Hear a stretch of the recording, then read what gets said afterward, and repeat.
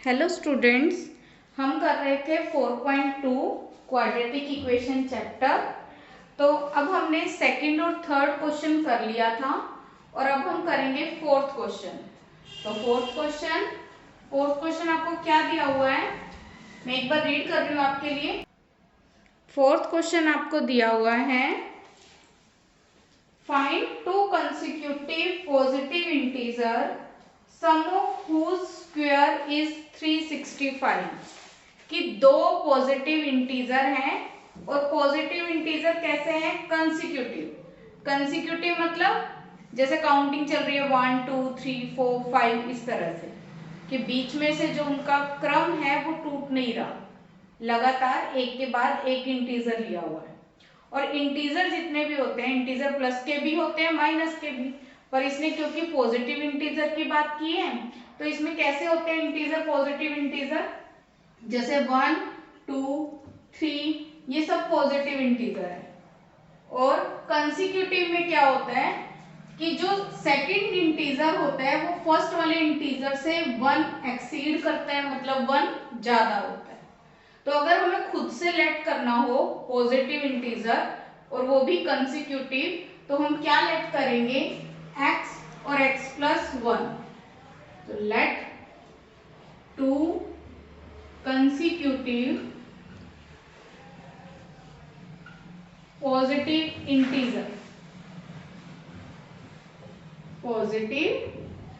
Integer क्या let कर लिए मैंने, x और x प्लस 1। फिर इसने क्वेश्चन में कहा कि सम ऑफ whose स्क्वायर इज 365, कि इनका सम, पर सम तो बोल दिया पर कैसा सम, उनके स्क्वायर का सम, कि पहले उनको स्क्वायर किया फिर उनका सम किया और वो कितना दिया आपको 365। अब हम इसको सोल्व करेंगे। सोल्व करने के लिए हमें क्या करना है, x का स्क्वायर तो x स्क्वायर हो गया और x प्लस 1 का होल स्क्वायर है, तो इसमें याद होगा आपको मैंने एक फॉर्मूला करवाया था, a प्लस बी का whole square. a plus B का होल स्क्वायर क्या होता है, a square plus B square plus 2ab। अब इसके अकॉर्डिंग a की वैल्यू क्या है x और b की वैल्यू 1, तो इस फॉर्मूले में हम पुट कर देते हैं, a की जगह पे x, b की जगह पे 1, और ये सोल्व करने पर आ गया x square plus 1 plus 2x is equal to 365। अब ये दोनों लाइक टर्म है, x स्क्वायर कितना हो गया 2x square plus 2x plus 1, 365 यहाँ प्लस का है, इधर आएगा तो माइनस का, equal to 0। 2x square plus 2x plus minus minus, पहले माइनस कर दो और साइन आएगा बड़ी टर्म का। अब इसमें मैं एक स्टेप बता रही हूँ जिससे ये क्वेश्चन इतना इजी हो जाएगा कि आपको भी लगेगा कि हम इजीली इसको सोल्व कर पा रहे हैं। इस पूरी इक्वेशन में से 2 कॉमन ले लो। 2 कॉमन लेने का मतलब पूरी इक्वेशन को 2 से डिवाइड कर दो एक तरह से, x स्क्वायर बचा यहाँ पे 2 से डिवाइड करने के बाद, यहाँ पे 1x बचा और यहाँ से 2 कॉमन लिया तो इसको 2 से डिवाइड कर दो, कितना आएगा 1 8 2 इक्वल टू 0। अब क्या होगा, 2 यहाँ मल्टीप्लाई में इधर जाएगा तो डिवाइड में, और 0 के अपॉन में जाके वो भी क्या हो गया 0।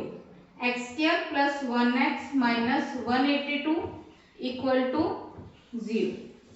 अब हमारे पास बन गई है क्वाड्रेटिक इक्वेशन, और जिसमें हम क्या करते हैं, फर्स्ट टर्म को लास्ट टर्म से मल्टीप्लाई, कितना आएगा 1 को 182 से मल्टीप्लाई करके 182, और 182 का एलसीएम प्राइम फैक्टराइजेशन से, तो इसको सोल्व करेंगे।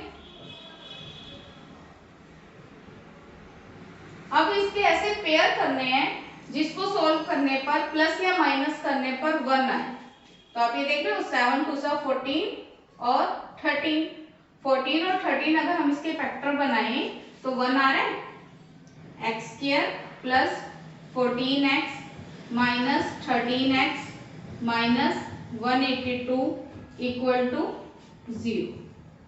इसके बाद का स्टेप क्या होता है, हम करते हैं पेयरिंग, ये सिंगल पेयर, ये सेकंड पेयर, और क्या लेंगे कॉमन। इन दोनों टर्म में से क्या कॉमन आ रहा है, x, अंदर क्या बचा x प्लस 14, और इन दोनों टर्म में से क्या कॉमन आ रहा है, माइनस 13, अंदर क्या बचेगा x प्लस 14। इसके बाद क्या होगा, अब हमारे पास ये टू टर्म्स है, फर्स्ट टर्म और सेकंड टर्म, और इन दोनों में से भी क्या लेंगे हम कॉमन। दोनों के पास आप देख रहे हो x प्लस 14 और x प्लस 14 है, तो हम दोनों में से x प्लस 14 कॉमन ले लेते हैं, और x प्लस 14 कॉमन लेने के बाद यहाँ पे क्या बचा x, और यहाँ पे क्या बचा माइनस 13 इक्वल टू 0। अब ये दोनों ब्रैकेट्स हैं, दोनों को हमने इक्वल टू 0 लेना है, x प्लस 14 इक्वल टू 0 लेंगे तो x की वैल्यू कितनी आएगी माइनस 14, x माइनस 13 को इक्वल टू 0 लेंगे, x की वैल्यू क्या आएगी 13। अब मैं क्या करती हूँ, मैं इसको कर देती हूँ रिजेक्ट। अब रिजेक्ट का रीजन सोचो क्यों किया मैंने ऐसा, क्योंकि ये टर्म माइनस की है और हमने लेट क्या किया था कंसेक्यूटिव पॉजिटिव इंटीजर, ये पॉजिटिव होगा, पर ये पॉजिटिव नहीं है, ये नेगेटिव है, इसलिए हमने इसको क्या कर दिया रिजेक्ट। तो अब x की वैल्यू हमने क्या लेनी है 13। अगर हम x की वैल्यू 13 लेते हैं तो 2 कंसेक्यूटिव पॉजिटिव इंटीजर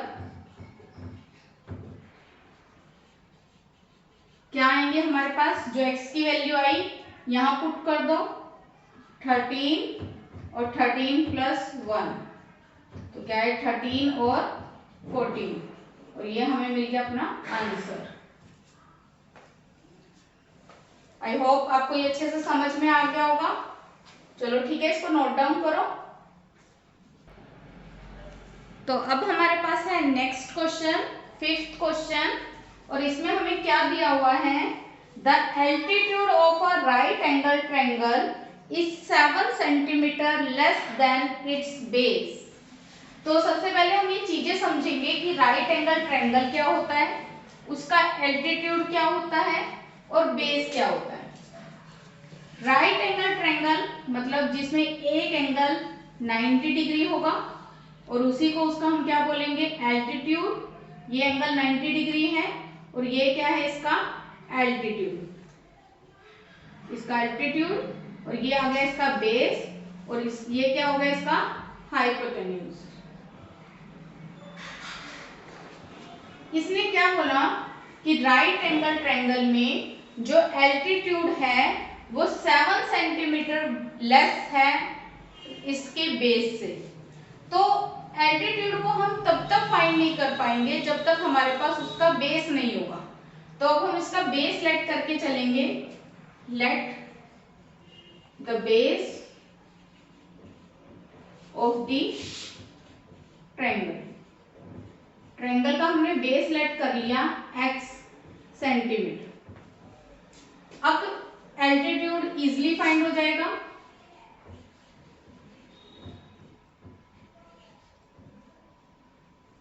एल्टीट्यूड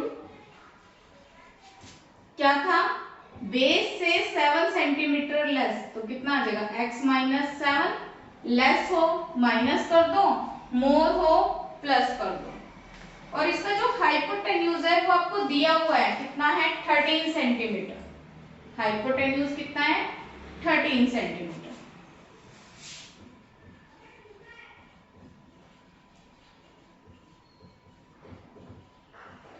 अब अगर आपको याद हो, अगर राइट एंगल ट्रायंगल होता है तो उसमें हम एक फॉर्मूला लगाते थे, और वो कौन सा फॉर्मूला होता था, पाइथागोरस थ्योरम। पाइथागोरस थ्योरम के अकॉर्डिंग तो हम लिख देते हैं, क्योंकि हमें पता है राइट एंगल ट्रायंगल है, अकॉर्डिंग टू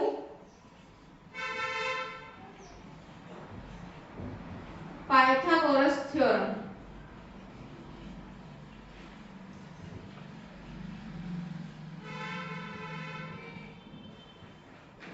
क्या होता है, हाइपोटेन्यूज का स्क्वायर इक्वल होता है बेस का स्क्वायर प्लस परपेंडिकुलर का स्क्वायर।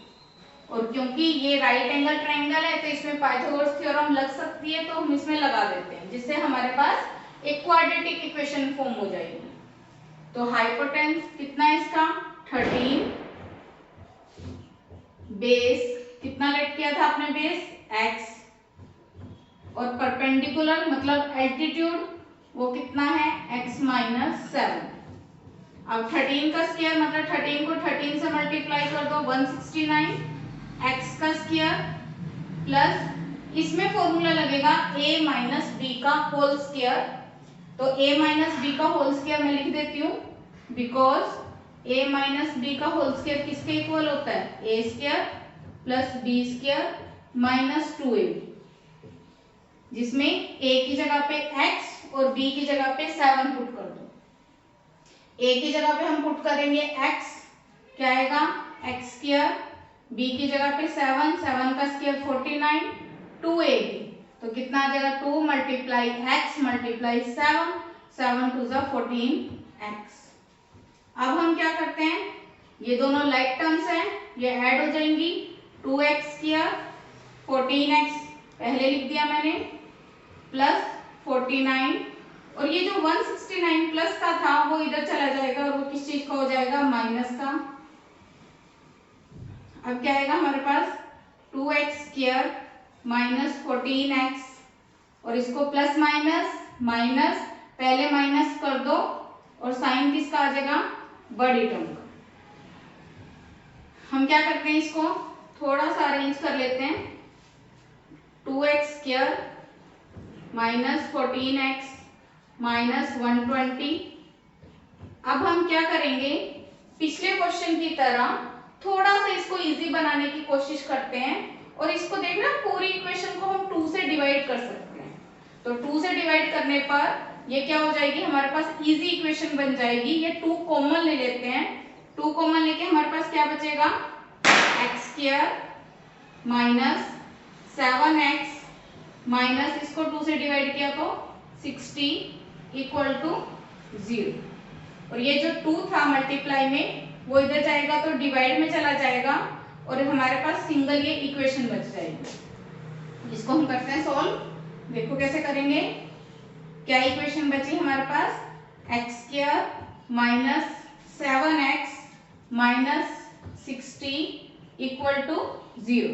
जो 2 बाहर था वो 0 के अपॉन में गया और वो 0 बन गया। अब इसके बाद फर्स्ट टर्म को हम क्या करते थे, लास्ट टर्म से मल्टीप्लाई, 1 को 60 से मल्टीप्लाई करेंगे तो 60, और 60 का एलसीएम लेंगे प्राइम फैक्टराइजेशन से, कितना आएगा 30, सोल्व किया 15। इसके बाद क्या करेंगे हम, पेयरिंग, ऐसी पेयरिंग करेंगे जिसको प्लस या माइनस करने पर 7 है। तो इसमें देखो करके कितना आ सकता है हमारे पास, 5 टू ज़ा 10 और 3 टू ज़ा 6, पर 10 में से 6 माइनस करें तो 7 तो आता नहीं, हमारे पास कितना आता है 4। तो इसको दोबारा से फैक्टर करते हैं हम, तो इसमें हम क्या करेंगे, 3 टू ज़ा 6, 6 टू ज़ा 12, 12 और 5, 12 और 5 सोल्व करो, माइनस का 12x प्लस का 5x माइनस 60। देखो सोल्व करके प्लस या माइनस कर रहे हो तो 7 आ रहा है, मल्टीप्लाई कर रहे हो तो 60 आ रहा है। इसके बाद हम क्या करेंगे, पेयरिंग, इन दोनों में से क्या कॉमन आ रहा है, x, अंदर क्या बचेगा x माइनस 12, इन दोनों में से क्या कॉमन आ रहा है 5, अंदर बचेगा x minus 12 equal to 0।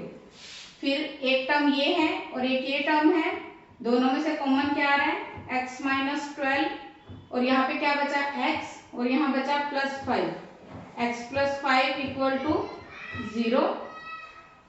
x minus 12 को इक्वल टू 0 रखेंगे, x की वैल्यू आ जाएगी 12, x प्लस 5 को इक्वल टू 0 रखेंगे, x की वैल्यू आ जाएगी माइनस 5।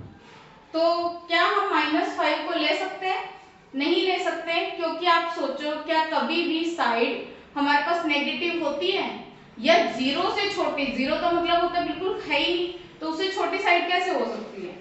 तो इसको हम क्या कर देंगे, रिजेक्ट। तो x की वैल्यू कितनी आ गई हमारे पास 12, और जो x था वो क्या था इसका बेस, तो बेस कितना आ गया हमारे पास 12 सेंटीमीटर, और एल्टीट्यूड फाइंड करना था, एल्टीट्यूड क्या आ जाएगा हमारे पास x माइनस 7 था, तो 12 माइनस 7 सेंटीमीटर, और माइनस करने पर कितना आ गया 5 सेंटीमीटर। ये मिल गई हमारे पास इसका बेस और इसका एल्टीट्यूड, और हाइपोटेन्यूज पहले से दिया हुआ था, तो ये हमने पूरा इसका क्वेश्चन सॉल्व कर दिया। आई होप आपको ये समझ में आ गया होगा। अगर आपको मेरे मेथड समझ में आ रहे हैं तो प्लीज़ सब्सक्राइब